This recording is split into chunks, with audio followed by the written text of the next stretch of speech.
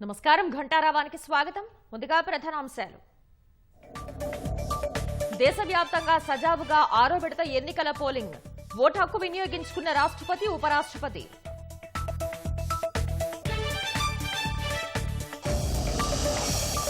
ఇవాల్టితో పట్టభద్రుల ఎమ్మెల్సీ ఎన్నికల ప్రచారానికి తెర. బరిలో మరింత జోరు పెంచిన ప్రధాన పార్టీలు.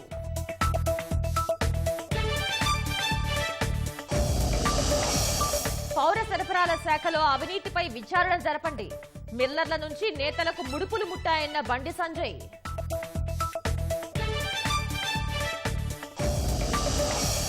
త్రివేణి సంగమం వద్ద బయటపడుతున్న ఇసుక మేటలు. ఎగువ ప్రాంతం నుంచి ప్రవాహం లేక ఖాళీ అయిన గోదావరి.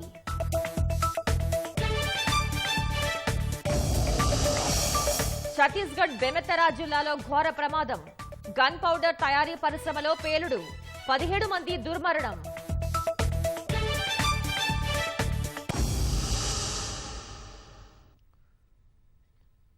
ఛత్తీస్గఢ్ బెమెతరా జిల్లాలోని ఓ గన్ పౌడర్ పరిశ్రమలో భారీ పేలుడు సంభవించింది. పిర్దా గ్రామంలో జరిగిన ఈ దుర్ఘటనలో 17 మంది దుర్మరణం పాలయ్యారు. పలువురు గాయపడ్డారు. ప్రమాదం జరిగిన వెంటనే అక్కడకు చేరుకున్న సహాయక బృందాలు క్షతగాత్రుల్ని ఆసుపత్రికి తరలించాయి. మృతులంతా కర్మాగారంలో పనిచేసే కార్మికులు అని జిల్లా కలెక్టర్ రణ్బీర్ శర్మ తెలిపారు. రోజువారీ పనుల్ని ప్రారంభించడానికి ముందే ఘటన చోటు చేసుకున్నట్లు వివరించారు. పేలుడు జరిగిన చోట 20 అడుగుల గుంత ఏర్పడినట్లు సమాచారం. శిథిలాల్లో మరికొందరు చిక్కుకుని ఉంటారని సహాయక బృందాలు భావిస్తున్నాయి. సహాయక చర్యలు కొనసాగుతున్నట్లు పేర్కొన్నాయి.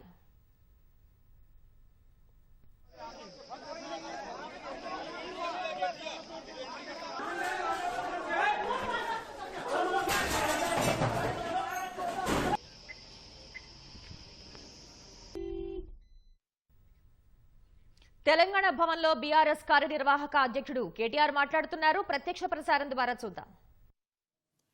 తెలంగాణకు రావాల్సిన ప్రభుత్వ ఉద్యోగాలలో తెలంగాణకు రావాల్సిన ఉద్యోగాల విషయంలో తీవ్రమైన వివక్ష, తీవ్రమైన ఏదైతే అన్యాయం జరిగిందో ఆ అన్యాయాన్ని నిరసిస్తూ ఎన్నో సందర్భాలలో కేసీఆర్ గారు, అదేవిధంగా టీఆర్ఎస్ నాయకత్వం ఆనాడు పెద్ద ఎత్తున ఉద్యమాలు, చివరికి ఫ్రీ జోన్ హైదరాబాద్ అని తీసుకొస్తే దాన్ని నిరసిస్తూ ఆమరణ నిరాహార దీక్ష కూడా చేసిన విషయాన్ని నేను గుర్తు చేస్తూ ఉన్నాను. అప్పట్లో ఉమ్మడి రాష్ట్రంలో, ఉమ్మడి ఆంధ్రప్రదేశ్లో ప్రెసిడెన్షియల్ ఆర్డర్ని, రాష్ట్రపతి ఉత్తర్వులని యథేచ్ఛగా వారి ఇష్టానుసారంగా ఆనాటి అప్పటి కాంగ్రెస్ ప్రభుత్వం కానీ అప్పటి ప్రభుత్వాలు కానీ తుంగలో దొక్కినాయి, ఉల్లంఘించినాయి. జిల్లాల్లో జోనల్ సిస్టంలో ఆనాడు నాన్ లోకల్ కోటా, నిజానికి జనరల్ కోటా అది, దాన్ని నాన్ లోకల్ కోటాగా ఆనాడు అన్వయిస్తూ దానికి నాన్ లోకల్ అనే ఒక నిర్వచనం చెప్తూ తెలంగాణ యువతకు తీవ్ర అన్యాయం చేసింది ఆనాటి అప్పటి సమైక్య పాలకులు. కేసీఆర్ గారి ప్రభుత్వం వచ్చిన తర్వాత, తెలంగాణ రాష్ట్రం ఏర్పడ్డ తర్వాత భారతదేశంలోనే మొట్టమొదటిసారిగా, ఈరోజు నేను కాంగ్రెస్ నాయకత్వాన్ని, బీజేపీ నాయకత్వాన్ని ఈ విషయంలో సవాల్ చేస్తూ ఉన్నా. భారతదేశంలో ఏదైనా ఒక రాష్ట్రంలో అటెండర్ నుంచి గ్రూప్ 1 ఆఫీసర్ దాకా 95% ప్రభుత్వ ఉద్యోగాలు స్థానిక పిల్లలకే ఇచ్చే రాష్ట్రం తెలంగాణ తప్ప మరొకటి ఉన్నదా? దయచేసి ఉంటే తెలంగాణ యువతకు చెప్పాలి అని చెప్పి నేను కాంగ్రెస్ నాయకత్వాన్ని, బీజేపీ నాయకత్వాన్ని సవాల్ చేస్తూ ఉన్నాను. ఎందుకు కాంగ్రెస్ బీజేపీ అంటున్నా అంటే, ఈ రెండు పార్టీలే మరి భారతదేశంలో 75 ఏళ్లుగా రాష్ట్రాల్లో కానీ కేంద్రంలో కానీ అధికారాన్ని చెలాయించింది, అధికారాన్ని అనుభవించింది, ఈరోజు కూడా అనుభవిస్తున్నది. ఇప్పటికి కూడా భారతదేశంలోని 28 రాష్ట్రాల్లో అధికారాన్ని నిర్వహిస్తున్నది ఈ రెండు పార్టీలే. కాబట్టి నేను చెప్తా ఉన్నా, కేసీఆర్ గారి నాయకత్వంలో మేము చివరికి ప్రెసిడెంట్ గారి దాకా పోయి, పార్లమెంటుకి పోయి, ఆనాటి అప్పటి ప్రధానమంత్రిని కూడా కలిసి ఒత్తిడి తెచ్చి కొత్త జోనల్ వ్యవస్థను తెచ్చి పాత విధానాన్ని సంస్కరించి అటెండర్ నుంచి మొదలు పెడితే గ్రూప్ 1 ఆఫీసర్ దాకా 95% ఉద్యోగాలు తెలంగాణలోని స్థానిక పిల్లలకు, స్థానిక యువతకే దక్కే విధంగా 95% రిజర్వేషన్ తెచ్చిన ఒకే ఒక్క నాయకుడు కేసీఆర్, ఒకే ఒక్క ప్రభుత్వం తెలంగాణ ప్రభుత్వం కేసీఆర్ గారి నాయకత్వంలో. ఈ 95% లోకల్ రిజర్వేషన్ అనేది భారతదేశంలో ఎక్కడా లేదు. ఇది విద్యార్థులు, నిరుద్యోగులు, అదేవిధంగా వారి తల్లిదండ్రులు కూడా, తెలంగాణ ప్రజలు కూడా దయచేసి గమనించాలని చెప్పి నేను కోరుతా ఉన్నా. ఇది సాధ్యమైంది అంటే కూడా ఈ 95% రిజర్వేషన్ దేశంలో ఎక్కడా లేని మన దగ్గరే సాధ్యమైందంటే కేవలం నిరుద్యోగుల బాధ, ఆనాడు నియామకాల విషయంలో జరిగిన వివక్షను అర్థం చేసుకున్న ఉద్యమ నాయకుడు కేసీఆర్ గారే మనం తొలి ముఖ్యమంత్రి కావడం వల్లనే జరిగిన న్యాయం అనే మాట కూడా నేను విజ్ఞప్తి చేస్తా ఉన్నా. అదేవిధంగా ఒక్కసారి మనం గమనించినట్టయితే కేసీఆర్ గారి నాయకత్వంలో మనం సాధించిన విజయాలను మననం చేసుకునే ముందు గతంలో ఉన్న పరిస్థితులు కూడా ఒక్కసారి నెమరేసుకోవాల్సిన బాధ్యత మన మీద ఉంది. 2014 నుంచి 2023 డిసెంబర్ దాకా కేసీఆర్ గారి ప్రభుత్వం 9.5 ఏళ్ల పాటు ఉంది. కానీ సరిగ్గా మాకంటే ముందు 10 ఏళ్ల పాటు ఉమ్మడి ఆంధ్రప్రదేశ్లో కాంగ్రెస్ ప్రభుత్వం ఉన్నది. 2004 నుంచి 2014 దాకా కాంగ్రెస్ ప్రభుత్వమే ఉన్నది. మరి కాంగ్రెస్ ప్రభుత్వ హయాంలో 2004 నుంచి 2014 వరకు ఆనాడు ఉమ్మడి ఆంధ్రప్రదేశ్లోని 23 జిల్లాల్లో, తెలంగాణలోని 10 జిల్లాలు, ఆంధ్ర ప్రాంతంలోని 13 జిల్లాలు, ఆంధ్ర రాయలసీమ ప్రాంతంలోని 13 జిల్లాలు మొత్తం కలిపి 10 ఏళ్లలో వారు ఏపీపీఎస్సీ ద్వారా అదేవిధంగా ఇతరత్ర మొత్తం ప్రభుత్వ ఉద్యోగాల భర్తీ ఎంత చేసినారయ్యా 10 ఏళ్లలో కాంగ్రెస్ ప్రభుత్వం అంటే 24,086 పోస్టులు మాత్రమే. యునైటెడ్ ఏపీలో ఉమ్మడి ఆంధ్రప్రదేశ్లో మాకంటే ముందున్న కాంగ్రెస్ ప్రభుత్వం 2004 నుంచి 2014 వరకు చేసిన మొత్తం నియామకాల భర్తీ కేవలం 24,086. అందులో తెలంగాణ వాటా 42% అనుకుంటే, ఎందుకంటే 58-42 రేషియోలో పంపకాలు జరిగినాయి కాబట్టి 42% అనుకుంటే తెలంగాణ వాటా తెలంగాణలోని 10 జిల్లాలకు దక్కింది కేవలం 10,080 ఉద్యోగాలు మాత్రమే. మళ్ళొక్కసారి నేను చెప్తా ఉన్నా, 10 ఏళ్లలో తెలంగాణకు ఘనత వహించిన కాంగ్రెస్ ప్రభుత్వ హయాంలో 2004 నుంచి 2014 వరకు తెలంగాణకు దక్కింది ప్రభుత్వ ఉద్యోగాల్లో నియామకాలు జరిపింది కేవలం 10,000. 10 సంవత్సరాల్లో 10,000 అంటే సంవత్సరానికి 1000 ఉద్యోగాలు మాత్రమే. కానీ అదే కేసీఆర్ గారి ప్రభుత్వం ఏం చేసింది? ఇవాళ కొంతమంది మిత్రులు మాట్లాడుతుంటారు, కేసీఆర్ గారు ఉద్యోగ నియామకాలే చేయలేదు, అసలు జరగనే లేదు, ఏమీ కానేలేదు అని మాట్లాడుతూ ఉంటారు. కేసీఆర్ ప్రభుత్వం చేసింది ఏంది అంటే, కేసీఆర్ ప్రభుత్వం చేసింది ఇది. ఏం చేసింది? పరిపాలనా అనుమతులు కేసీఆర్ గారి ప్రభుత్వ హయాంలో అడ్మినిస్ట్రేటివ్ శాంక్షన్ కొత్త ఉద్యోగాల భర్తీకి ప్రభుత్వంలో మేమిచ్చింది మొత్తం అనుమతి 2,32,308 ఉద్యోగాలు. నేను ఈ పేపర్లన్నీ మీకు ఇస్తాను, మీరు అందరూ కూడా చూసుకోవచ్చు, తర్వాత సవివరంగా చూసుకోవచ్చు. 2,32,308 ఉద్యోగాలు పరిపాలన అనుమతులు ఇవ్వడం జరిగింది. అందులో ఈ 2,32,308 ఉద్యోగాలకు గాను నోటిఫికేషన్ జారీ చేసింది 2,02,735 ఉద్యోగాలకు నోటిఫికేషన్ జారీ చేయడం జరిగింది. ఇందులో నేను ఒకసారి డీటెయిల్గా లిస్ట్ కూడా చెప్తాను.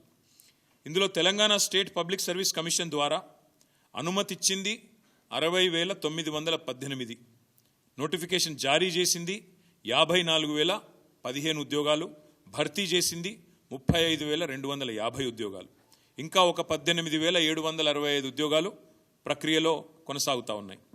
పోలీస్ రిక్రూట్మెంట్ బోర్డు ద్వారా 50,425 ఉద్యోగాలకు అనుమతి ఇస్తే నోటిఫికేషన్ 48,247 ఉద్యోగాలకు జారీ చేస్తే 47,068 ఉద్యోగాలు భర్తీ చేసినాము. 1,179 ఇంకా భర్తీ దశలో ఉన్నాయి. గురుకుల రిక్రూట్మెంట్ బోర్డు ద్వారా 17,631. కొంతమంది మిత్రులు మాట్లాడతారు అసలు టీచర్ ఉద్యోగాల భర్తీ జరగలేదు తెలంగాణలో అని. గురుకుల రిక్రూట్మెంట్ బోర్డు ద్వారా 17,631 ఉద్యోగాలకు అనుమతి ఇస్తే 12,904 ఉద్యోగాలు భర్తీ చేసినాం. 3,694 భర్తీ దశలో ఉన్నాయి, భర్తీ చేసిన ఉన్నాయి. 9,210 భర్తీ దశలో ఉన్నాయి. అదేవిధంగా డిఎస్సి ద్వారా 34,100 ఉద్యోగాలకు అనుమతిస్తే అందులో నోటిఫికేషన్లు జారీ చేసింది 28,534, పూర్తి చేసింది భర్తీ చేసింది 22,892, భర్తీ దశలో ఉన్నది 5,642. మెడికల్ రిక్రూట్మెంట్ బోర్డు ద్వారా 14,283 ఉద్యోగాలకు అనుమతిస్తే 9,684 ఉద్యోగాలు నోటిఫికేషన్ జారీ చేసినాం. భర్తీ చేసింది 2,047, 7,637 భర్తీ దశలో ఉన్నాయి. యూనివర్సిటీ కామన్ బోర్డు, యూనివర్సిటీలను బీఆర్ఎస్ ప్రభుత్వం నెగ్లెక్ట్ చేసిందని కొంతమంది మిత్రులు మాట్లాడతారు. అన్ని యూనివర్సిటీస్కి ఒక కామన్ బోర్డు పెట్టి చేయాలి, ఒక సిస్టమ్ తేవాలి, రిఫార్మ్స్ తేవాలనే ఉద్దేశంతో కామన్ బోర్డు అని పెట్టాం. దురదృష్టం ఏంటంటే యూనివర్సిటీ కామన్ బోర్డుకు మోకాలడ్డం పెట్టింది గవర్నర్ గారు. ఆ బిల్లుకు మోకాలు అడ్డుపెట్టి అడ్డుకున్నది గవర్నర్. లేకపోతే ఈ పాటికి ఈ 105 పోస్టుల భర్తీ కూడా అయిపోయేది. ఇతర సంస్థలన్నీ కలుపుకొని 54,846 అనుమతి ఇస్తే నోటిఫికేషన్ 49,351 జారీ చేసినాం. అందులో భర్తీ చేసింది 49,132. కేవలం భర్తీ దశలో ఉన్నది 219. సమ్మరీ చెప్తా ఉన్నా, ఒకసారి వినండి. 10 ఏళ్లలో కేసీఆర్ గారు 9.5 ఏళ్లలో మొత్తం 2,32,308 పోస్టులకు అనుమతి ఇచ్చారు. ఆ ప్రభుత్వం అన్నాడు మా ప్రభుత్వం. నోటిఫికేషన్ ఇచ్చింది 2,60,02,735. భర్తీ చేసింది పూర్తయింది 1,60,083. భర్తీ దశలో ఉన్నది 42,652. ఏం చేశారు కేసీఆర్ గారు? ఉపాధి కల్పన రంగంలో, ప్రభుత్వ రంగంలో, ఇది నేను చెప్పేది ఓన్లీ గవర్నమెంట్ లెక్కలు, గవర్నమెంట్ ఆర్ గవర్నమెంట్ అటాచ్డ్ మరి కార్పొరేషన్లు కానీ లేదా ఇతర సంస్థలు కానీ దానికి సంబంధించి. అయితే ఇక్కడ విడ్డూరం అనిపించేది ఏంటంటే, కాంగ్రెస్ ప్రభుత్వం వచ్చినాక రేవంత్ రెడ్డి గారు 30,000 ఉద్యోగాలు ఇచ్చినానని ఊదరగొడుతున్నాడు.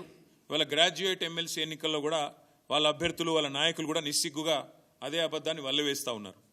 నేను మిత్రులందరినీ కోరేది ఏమంటే, నేను కాంగ్రెస్ మిత్రుల్ని కోరుతా ఉన్నా, మీరు 30,000 ఉద్యోగాలు ఇచ్చిన మాట వాస్తవమే అయితే ఏ తారీఖు నోటిఫికేషన్ ఇచ్చినారు, ఏ తేదీన నోటిఫికేషన్ ఇచ్చినారు, ఏ తేదీన రాత పరీక్ష పెట్టినారు, ఎప్పుడు మరి పరీక్షలు పూర్తయినాయి, ఎప్పుడు మరి అపాయింట్మెంట్ లెటర్లు వచ్చినాయో ఒక్కసారి తెలంగాణ నిరుద్యోగులకు చెప్పాలని చెప్పి నేను వారిని డిమాండ్ చేస్తా ఉన్నాను. ఇక వారు చెప్పరు కాబట్టి నేను చెప్తా ఉన్నాను. ఇవాళ రేవంత్ రెడ్డి ఇచ్చిన 32,000 ఉద్యోగాలని చెప్పి ఏదైతే పచ్చి అబద్ధం చెప్తున్నాడో ముఖ్యమంత్రి స్థాయిలో ఉంటూ కూడా తెలంగాణ యువతను ఇవాళ అమాయకులు, వీళ్ళకి తెలివి లేదనుకొని ఇష్టం వచ్చినట్టు రేవంత్ రెడ్డి గారు అబద్ధాలు చెప్తున్నాడో, ఆ విషయంలో రేవంత్ రెడ్డి గారి దుర్మార్గాన్ని బట్టబయలు చేసే ఇది ఆయన చెప్పిన ఉద్యోగాలు, ఆయన ఇచ్చిన ఉద్యోగాలు అని చెప్పుకుంటున్న వాటికి పరీక్షలు ఎప్పుడు జరిగినాయి, ఎప్పుడు నోటిఫికేషన్ వచ్చిందో నేను చెప్తాను మీకు. గురుకులాల్లో టీజీటీ అదేవిధంగా పీజీటీ 9,210 ఇది పోస్టులు మొత్తం. ఆనాడు మరి టీఆర్ఎస్ గవర్నమెంట్ ఉన్నప్పుడు కేసీఆర్ గారి నాయకత్వంలో ఏప్రిల్ 2023లో నోటిఫికేషన్ ఇచ్చింది కేసీఆర్ గవర్నమెంట్. పరీక్షలు నిర్వహించింది ఆగస్టు 2023లో కేసీఆర్ గవర్నమెంట్. కానీ ఫలితాలు విడుదలైంది ఫిబ్రవరి 2024లో రేవంత్ రెడ్డి గవర్నమెంట్ వచ్చినాక ఫలితాలు విడుదలైనాయి.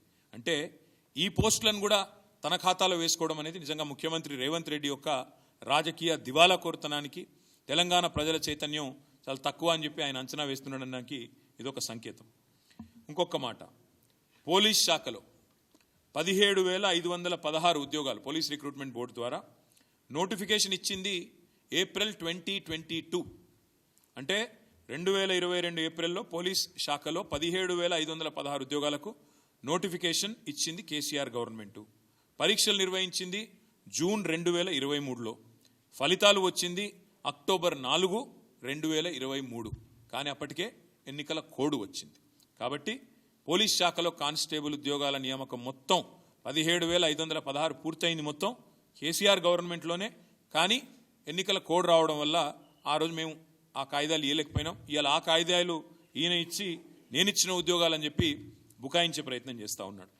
స్టాఫ్ నర్సులు 5,204 పోస్టులు నోటిఫికేషన్ ఇచ్చింది డిసెంబర్ 2022. పరీక్షలు నిర్వహించింది ఆగస్ట్ 2, 2023. అంటే కేసీఆర్ గవర్నమెంట్ ఉన్నప్పుడు ఇవన్నీ పూర్తయినాయి. రిజల్ట్ ఎప్పుడు వచ్చింది? కాకపోతే డిసెంబర్ 23, 2023. అంటే డిసెంబర్ 7 నాడు కాంగ్రెస్ గవర్నమెంట్ వస్తే ఒక 16 రోజుల తర్వాత ఈ రిజల్ట్స్ వచ్చినాయి. ఈరోజు అవి నేను ఇచ్చినా అని చెప్పి రేవంత్ రెడ్డి గారు బుకాయించే ప్రయత్నం చేస్తున్నారు. అదే మాదిరిగా ఎస్ఐ, ఏఎస్ఐ పోస్టులు 587 పోస్టులు ఏప్రిల్ 2022లో నోటిఫికేషన్ వస్తే ఏప్రిల్ 2023లో పరీక్ష పూర్తవుతే ఫలితాలు ఆగస్ట్ 7, 2023 వచ్చినాయి. కొన్ని న్యాయపరమైన చిక్కుల వల్ల వాటికి మేము నియామక పత్రాలు అందజేయలేకపోయినాం. ఇవాళ 587 కూడా నేను ఇచ్చినా అని చెప్పి రేవంత్ రెడ్డి గారు మొత్తం ఏదైతే 30,000 ఉద్యోగాలు ఇచ్చినా అని చెప్తుండో దాని యొక్క పూర్తి వివరాలు ఇది నేను మీకు అందజేస్తాను. 32,517.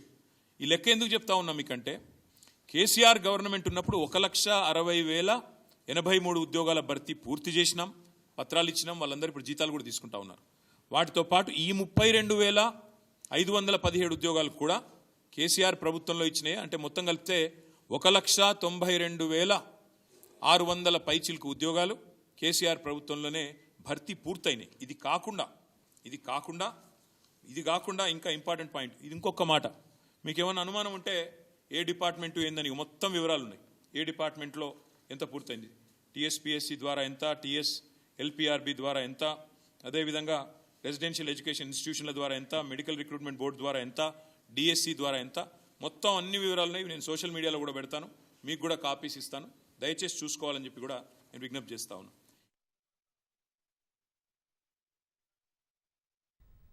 భాజపా కార్యాలయంలో భాజపా ఎల్పీ నేత ఏలేటి మహేశ్వర్ రెడ్డి మాట్లాడుతున్నారు. ప్రత్యక్ష ప్రసారం ద్వారా చూద్దాం. ఈ బియ్యాన్ని, ఈ వడ్లను అమ్మాల్సినటువంటి పరిస్థితి ఎందుకు వచ్చిందో దీనికి కారణం కూడా మేము చెప్పాల్సిన అవసరం ఉందని తెలియజేస్తాము. అటువంటప్పుడు మరి లేకెందుకు రాశారు? అది కేంద్రం మీద నిబం పెడదామని చెప్పి ప్రయత్నం చేశారు.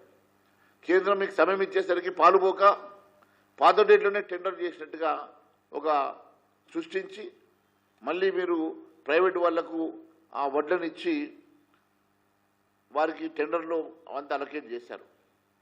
2,007 రూపాయలకు ఏదైతే మీరు టెండర్లో వారు రేటు ఫైనలైజ్ చేశారో, ఇది చేసిన తర్వాత జలసౌదాలో జరిగినటువంటి డీల్ ఏంటి? జలసౌదాలో మంత్రి గారు, కమిషనర్ గారు సమక్షంలో రైస్ మిల్లర్లను, బిడ్డర్లను, కాంట్రాక్టర్లను పిలిపించి మీరు అక్కడ జలసౌదాలో చేసినటువంటి చీకటి ఒప్పందం ఏమిటి? ఆ చీకటి ఒప్పందంలో 100 రూపాయల స్టాంప్ పేపర్ మీద మీరు ఎవరికైతే బిడ్ ఇచ్చారో వాళ్లకు, రైస్ మిల్లర్లకు మధ్యలో బలవంతంగా ఒక ఎంఓయూ అగ్రిమెంట్ 100 రూపాయల స్టాంప్ పేపర్ మీద రాపించడం వాస్తవం కాదా? 2,007 రూపాయలని 2,223 రూపాయలకు రైస్ మిల్లరే వీరి దగ్గర కొంటున్నట్టుగా, బిడ్డల దగ్గర నుంచి రైస్ మిల్లర్ వాపస్ వాడి బియ్యం వాళ్ళే కొంటున్నట్లుగా 2,223 రూపాయలు 4 ఇన్స్టాల్మెంట్లుగా కట్టే విధంగా మీరు వాళ్ళతో ఒక ఎంఓ రాయించుకున్న మాట వాస్తవం కాదా? దాంట్లో వాళ్ళిద్దరు సంతకాలు పెట్టించుకున్నటువంటి మాట వాస్తవం కాదా? మరి 2,007 రూపాయలకి ఒకవేళ కాంట్రాక్టర్కి మీరు బిడ్డింగ్ చేసినప్పుడు మళ్ళీ 2,223 రూపాయలకి ఆ బిడ్డర్కి, రైస్ మిల్లర్కి మధ్యలో ఈ చీకటి ఒప్పందం మీరు చేయించిన 100 రూపాయల స్టాంప్ పేపర్ ఒప్పందం వెనక కారణం ఏంది? ఆ 216 రూపాయలు ఎక్సెస్గా మీరు రాయించడం వలన 35 లక్షల మెట్రిక్ టన్నుల ధాన్యానికి దాదాపు 800 కోట్లు అదనంగా వసూలు జరిగేటువంటి ఆ డబ్బు ఎవరి ఖాతాలోకి వెళ్తుందో చెప్పాల్సినటువంటి అవసరం మరి మంత్రి గారి మీద లేదా అని అడుగుతున్నా. నేను ధాన్యం దక్కించుకున్నటువంటి ఆ కాంట్రాక్టర్లకి మీరు ఇచ్చినటువంటి గడువు కేవలం 90 రోజులు. కానీ ఎట్లైనా మాకు ఎక్స్టెన్షన్ వస్తుందని చెప్పి వారు 4 నెలలు 6 నెలలు అగ్రిమెంట్లో వారికి 4 ఇన్స్టాల్మెంట్ ఇచ్చి 4 ఇన్స్టాల్మెంట్లో పేమెంట్ చేసేటట్టుగా ఎంఓయూలో రాయించుకున్న మాట వాస్తవం కాదా? మరి నిన్న మే 23 తారీఖుకి వాళ్ళ డేట్ అయిపోయింది, 90 రోజులు గడువు దాటింది. మరి వారి మీద మీరు ఏం చర్యలు తీసుకున్నారు? ఈ 90 రోజులు దాటిన తర్వాత, ఈరోజు 90 రోజులు దాటిన తర్వాత మరి వారి బిడ్డుని క్యాన్సిల్ చేసి మరి రీటెండర్ ఇస్తారా, లేకుంటే వారికి ఎక్స్టెన్షన్ ఇస్తారా? మరి మీరు కండిషన్లో మాత్రం 90 రోజుల్లో లిఫ్ట్ చేయాలా, లేకుంటే మీ ఈఎండి ఫోర్ఫిట్ చేస్తామని రాశారు కదా. మరి ఈఎండి ఫోర్ఫిట్ చేయకుండా వారి మీద మీరు కనికరం ఎందుకు చూపిస్తూ ఉన్నారు? వారికి ఎందుకు మళ్ళీ ఎక్స్టెన్షన్ ఇప్పించే ప్రయత్నం చేస్తున్నారో చెప్పాల్సిన బాధ్యత మరి మంత్రి గారి మీద లేదా అని అడుగుతున్నా. అంతేకాకుండా మరి మీరే ఒక లెటర్ రాశారు. ఏ రోజంటే 30వ తారీఖు, ఏప్రిల్ 31వ తారీఖు రోజు మీరు లెటర్ రాశారు. ఈ బిడ్డర్లకి 90 రోజుల్లో మొత్తం ధాన్యాన్ని లిఫ్ట్ చేస్తామని చెప్పారు. మీరు 68 రోజులైనా మీరు ఒక్క సంచికి కూడా మీరు ధాన్యాన్ని లిఫ్ట్ చేయలేదు. దయచేసి తొందరగా ఎక్స్పెడైట్ చేయండి, తొందరగా మీరు లిఫ్ట్ చేయండి అని చెప్పి మళ్ళీ మీరు లెటర్ రాశారు. మీ మీద తప్పు లేకుండా 90 రోజుల్లో వాళ్ళు ఒకవేళ లిఫ్ట్ చేయకుంటే మీ చేతులు మట్టంటకుండా మళ్ళీ వాళ్ళు ఏదో కారణం చూపిస్తే మళ్ళీ వారికి ఒక్కొక్క 3 నెలలు ఎక్స్టెన్షన్ ఇచ్చే విధంగా మీరు చేస్తున్నటువంటి నాటకం ఒక నాటకం కాదా? దీని వెనుక మీకు ఉన్నటువంటి చీకటి ఒప్పందమే కారణం కాదని అడుగుతున్నా. అదే మాదిరి సన్నం ఓట్ల విషయంలో కూడా నేను చాలా స్పష్టంగా మొన్న చెప్పాను, ఈరోజు కూడా చెప్తా ఉన్నాను. దాదాపు మరి 1,59,000 టన్నుల సన్న బియ్యాన్ని, సన్న వడ్లని మీరు కేవలం 2,259 రూపాయలకి ఈ బిడ్డలకు అమ్మారు కదా. 2,259 రూపాయలు ఈ బిడ్డలకు అమ్మినప్పుడు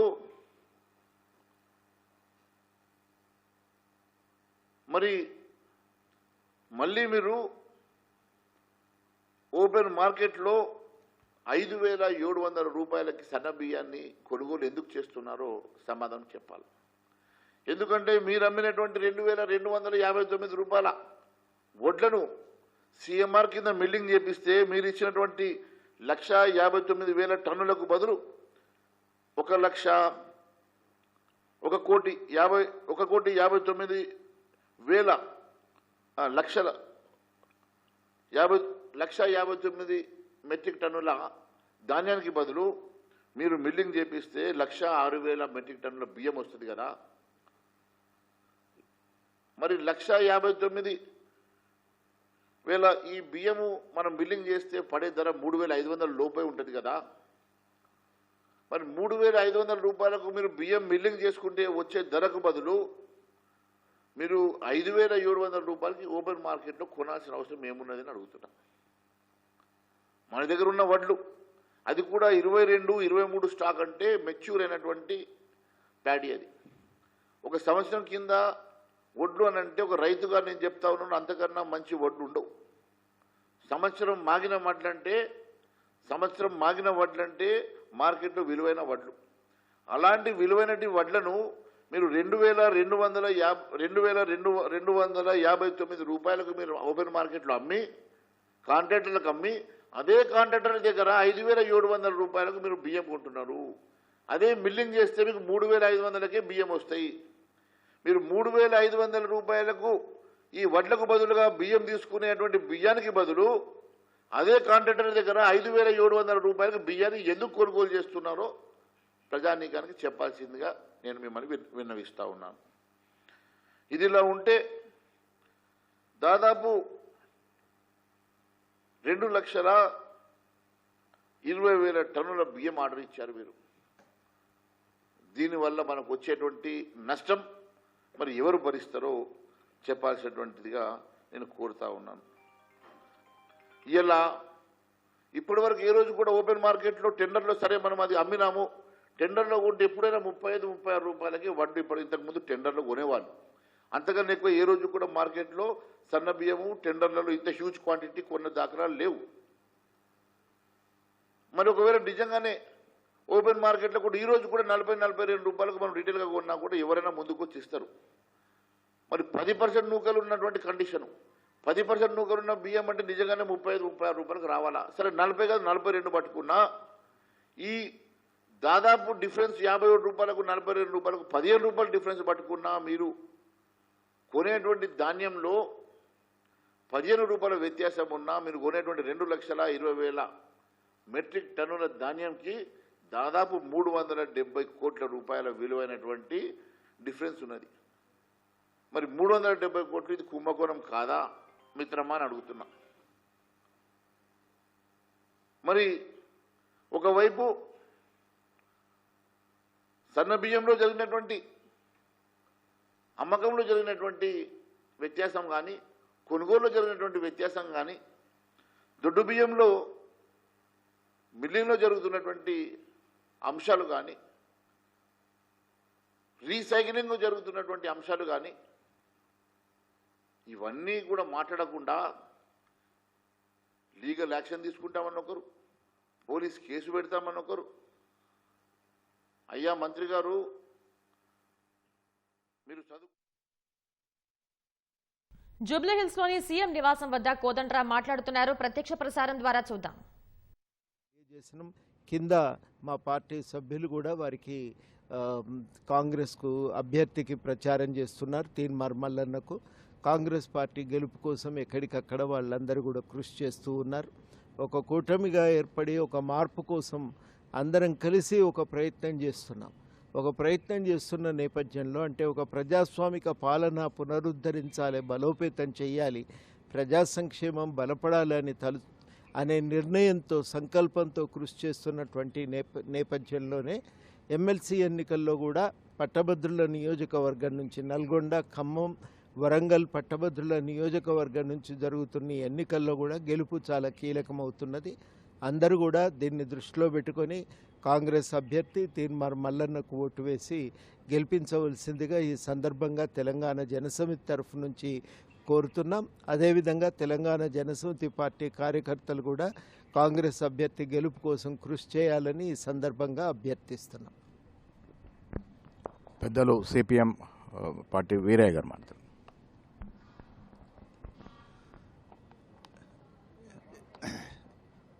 27వ తేదీ జరగనున్నటువంటి శాసన మండలి ఖమ్మం, నల్గొండ, వరంగల్ జిల్లాల ఉప ఎన్నికలో కాంగ్రెస్ పార్టీ అభ్యర్థికి మద్దతునివ్వాలని సిపిఎం నిర్ణయించింది. ఇప్పటికే దేశవ్యాప్తంగా పార్లమెంట్ ఎన్నికల్లో బీజేపీకి వ్యతిరేకంగా ఇండియా కూటమి ఒకటి ఏర్పడి ఉన్నది. ఇండియా కూటమిలో భాగంగానే సిపిఎం కూడా ఉన్న విషయం తెలిసిందే. దేశవ్యాప్తంగా బీజేపీకి వ్యతిరేకంగా చేస్తున్న కృషిలో భాగంగానే తెలంగాణ పార్లమెంట్ ఎన్నికల్లో కూడా ఇండియా కూటమిలో భాగంగా ఉన్నటువంటి కాంగ్రెస్ పార్టీకి మద్దతునిచ్చిన విషయం కూడా తెలిసిందే. ఇప్పుడు ఈ ఉప ఎన్నిక విద్యాధికులకు సంబంధించింది, పట్టభద్రులకు సంబంధించింది. చదువుకున్న వాళ్ళు, పట్టభద్రులు మరింత లోతుగా ఆలోచించాల్సిన అవసరం ఉంది. ఈ రోజున్నటువంటి రాజకీయ పరిస్థితుల్ని, సామాజిక పరిస్థితుల్ని సరిగ్గా అర్థం చేసుకోగలిగేటువంటి అవకాశం ఉన్నటువంటి మేధావులు, విద్యాధికులు సరైన నిర్ణయం తీసుకోవాలని సిపిఎం కోరుతూ ఉంది. ఈ దశలో ఈ నియోజకవర్గం నుంచి కాంగ్రెస్ పార్టీ అభ్యర్థిని గెలిపించాలని, తీన్మార్ మల్లన్నకు ఓట్లేసి అత్యధిక మెజార్టీతో గెలిపించాలని విజ్ఞప్తి చేస్తున్నాం. పెద్దలు ఉభయ కమ్యూనిస్ట్ పార్టీ సీనియర్ నాయకులు, అదేవిధంగా టీజేఎస్ ప్రొఫెసర్ కోదండరాం గారు చెప్పినట్టుగా తీన్మార్ మల్లన్న విజయం అనేది ఖాయమైపోయింది. పెద్దలందరి సహకారంతో, గ్రౌండ్ స్థాయిలో ఉన్నటువంటి కార్యకర్తల సహకారంతో తీన్మార్ మల్లన్న అత్యధిక మెజార్టీతో విజయం సాధిస్తారని ఆశిస్తా ఉన్నాం. ధన్యవాదములు.